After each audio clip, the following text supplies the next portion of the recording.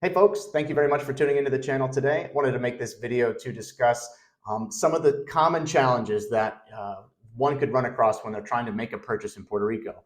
And the disclaimer being that anywhere that you're buying real estate, there can be the exact same challenges. In Puerto Rico, as it's a unique environment, it's its own place, obviously. There are going to be certain challenges that you see more often than others, just like there are in other places. Like we originate loans in Florida, in North Carolina, Pennsylvania, many other states. And each market has its own specific challenges, and Puerto Rico is not exempt to that. I think that sometimes maybe horror stories get circulated more often than all the success stories. And so sometimes people might be a little hesitant for that. But that's precisely why I wanted to make this video, because there's a happy ending to it. I'm going to tell you a story at the end about a process that could not have had more challenges that we still got closed. And so the first thing I think to keep in mind with relation to, what are the challenges that you could see, what's going to be hard, what's going to go well, is that, it's like you're asking the universe to deal you a hand of cards, and you cannot pick your cards, right? Like you found the property, you like, all you know is that you like it and you want it. And so long as you can agree on the price, you hope that everything else falls in line. And so I guess one thing to keep in mind is that the challenges that you might face in the process of making a purchase is relative, right? So like if you have no Spanish, if you're not familiar at all with the island and the culture and how things kind of work and what the different entities are, and you don't have a good team to help guide any of those things that already have established relationships, well, then that might be a harder road, potentially, right? If you do hit a snag or something like that, because the vast majority of time, little snags in the process can get ironed out, right? Obviously, there can be massive deal breakers. There can be like that the property is not insurable, or it can be that that's if you're purchasing with financing, or it can be that you lose your job during the course of the loan process, and that there's just not really much that could have been done there by anybody else, or that it just appraises super duper low and it's like a shock.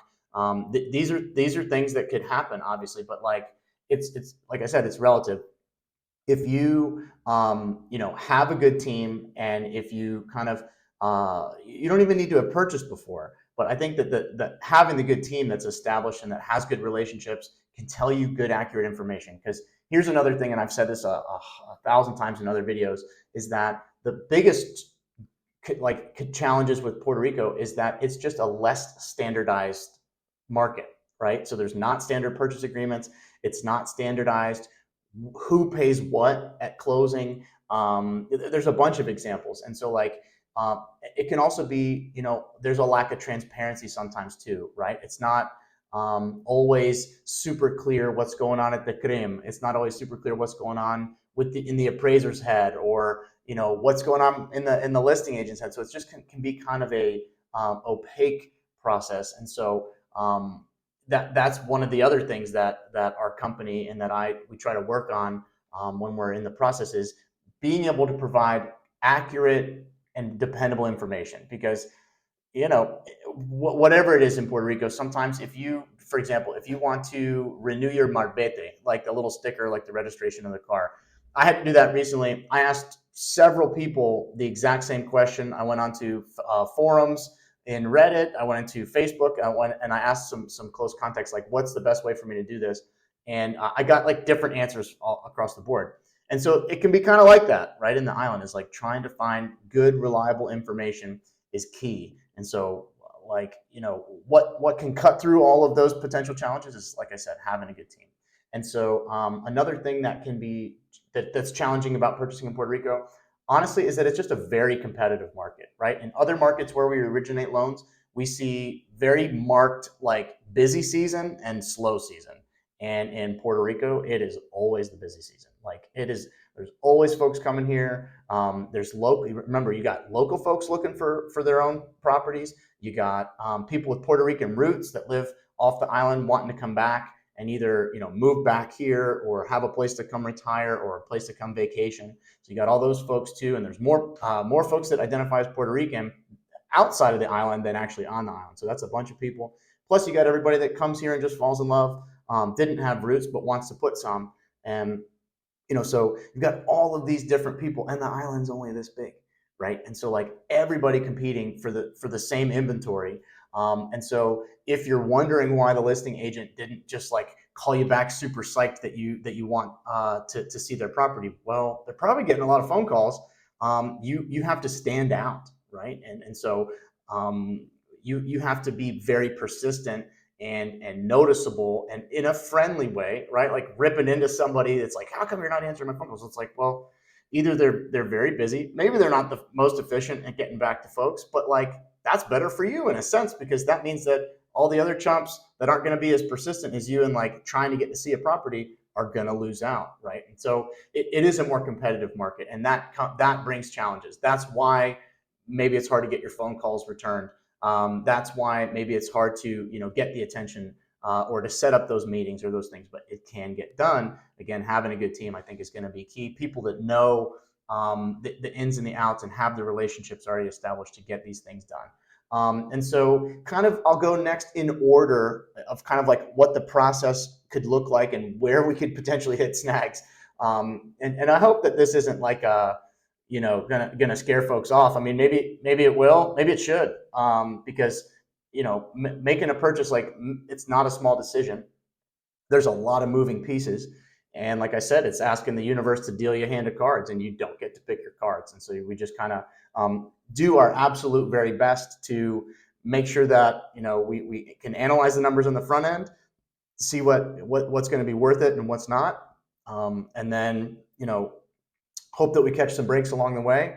And I'm going to tell you a story though here at the end of somebody who didn't hardly catch any breaks, but it's still possible to get it done with persistence. And so in order, probably like one of the biggest challenges that buyers face is just getting listing agents to return their phone calls, right? So you might be searching on Zillow, Facebook, Clasificados for a property. Ooh, and you see a listing that you like, and so you just reach out and you call that person or you send them a message and you don't hear anything back. Yeah, that might be frustrating. Again, people want to be like, oh, well, people want to hate on the island or the culture. It probably doesn't have much to do with that. If you were a real estate agent and you had a listing and you were getting like 10, 15 calls a day from people that are not pre-approved, that not sure what they want, but they just want you to take time out of your life to go show them a property, not knowing if they can get to the closing table or if they have any money, does that sound like a good use of your time? Like, probably not, right? And so like I talked to a lot of people who were shocked and amazed that this listing agent didn't just like jump for joy that they got a text message or phone call from them without seeing any bank statements showing funds that they have available, without showing a pre-approval letter. It's like, so that one way to get the attention of an agent is to show them a pre-approval letter or to show them bank statements, right? So that's one way to kind of mitigate that challenge. And then it might just take a bunch more calls. Another thing is, if you're not working with a good buyer's agent, right, which I recommend everybody should work with a good buyer's agent. If you're not working with a good buyer's agent, or you are, but you're making your own phone calls, you're setting yourself up for other potential problems, right? It's because let's say that you are working with a buyer's agent, but you find a listing and you just make the phone call yourself, and then you ask your buyer's agent to set up a meeting. You've completely cut your buyer's agent out of that whole process to be able to help you, because many listing agents, they don't want to split a commission, and if they didn't get contacted from the buyer's agent, they got contacted from you directly, well, then you're doing your buyer's agent's job. They're not going to want to let a buyer's agent help you. And so that can be the source of a lot of problems, is not, you establish a relationship with somebody like a good buyer's agent, and then you didn't actually use them.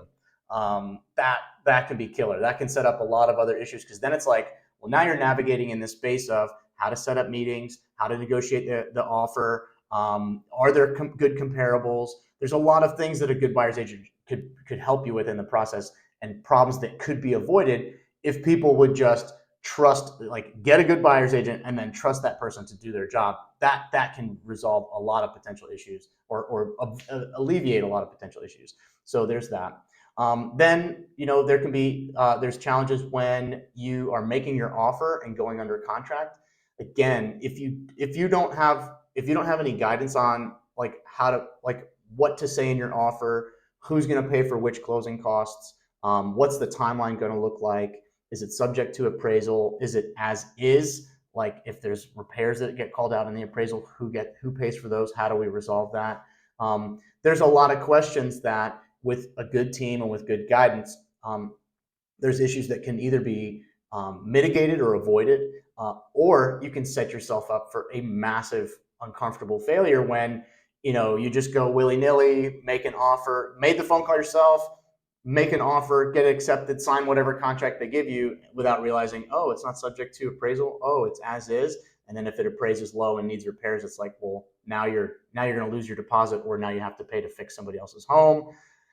These are issues that people can get stuck in because of they weren't aware of these little nuance things, and that for any of these factors, it's all negotiable, right? Which is kind of the silver lining of the challenge that it's a less standardized market, is that because it's less standardized, every single thing is negotiable, right? But if you're not sure which things you can negotiate on, and you just, like I said, without a team, just go making offers, signing contracts, and sending deposit money without knowing which things you could have negotiated on, you could be paying way too much in closing costs. You could be, your earnest money deposit could be at risk of a low appraisal, of having repairs called out, or of the loan process not going through for some reason, and then you're losing your deposit that way. So that's another step in the process of like going under contract is a huge step in getting that contract right, and what the terms are and who's paying for what at closing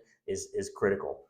So you got the contract negotiated, right? And now you've signed it and you've sent your earnest money deposit, hopefully to an escrow account, not just into someone's personal bank account. And hopefully on that contract, you've got some contingencies built in so that if it does appraise low, or if there's an issue with the loan process, you can get the deposit back, right? Ideally, that would be best to get in there.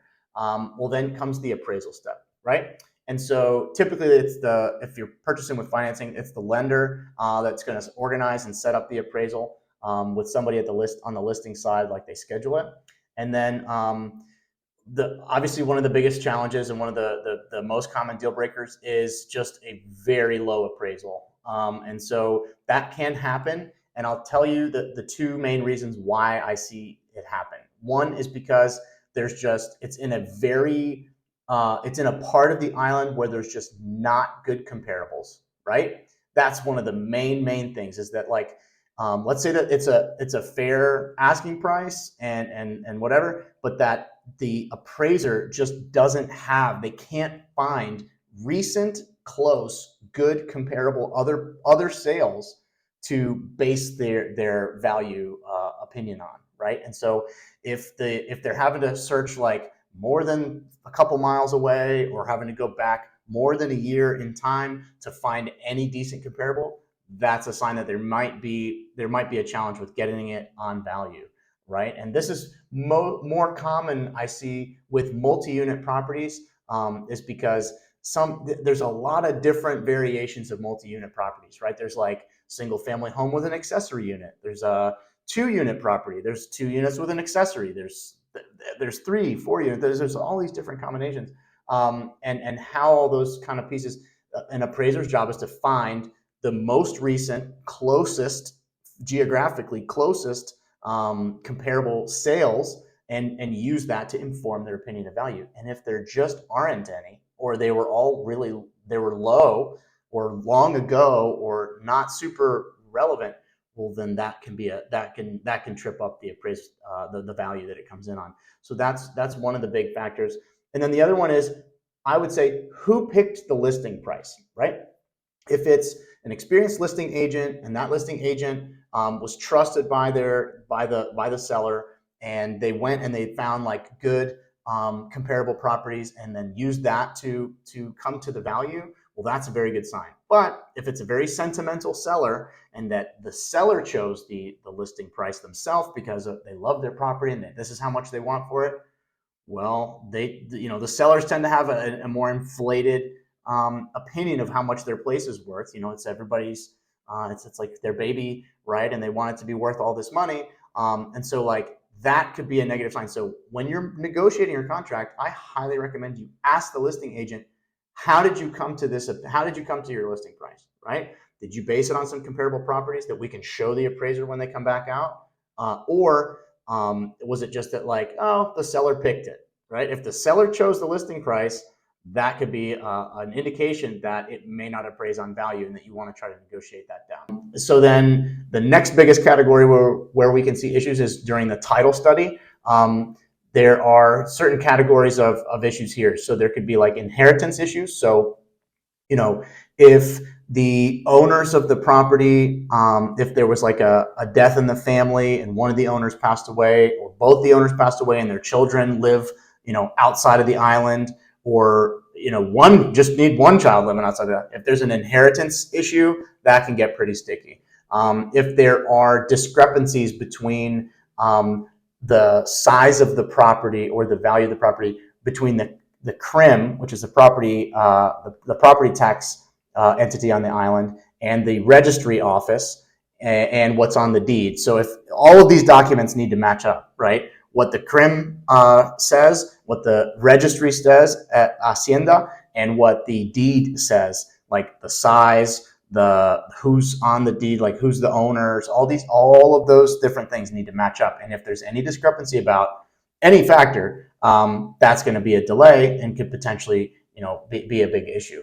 And so getting those things, having a good title company that can find these things, and then a good title company with attorneys that can fix those things in a timely manner is key. And I have the First National Title and Insurance Services group is like the best. I think they're the unsung heroes of so many purchases that we've done. So I want to shout out to them, FNTIS, and the Donato sisters over there are just, their team is just awesome. And so I don't think they get enough credit.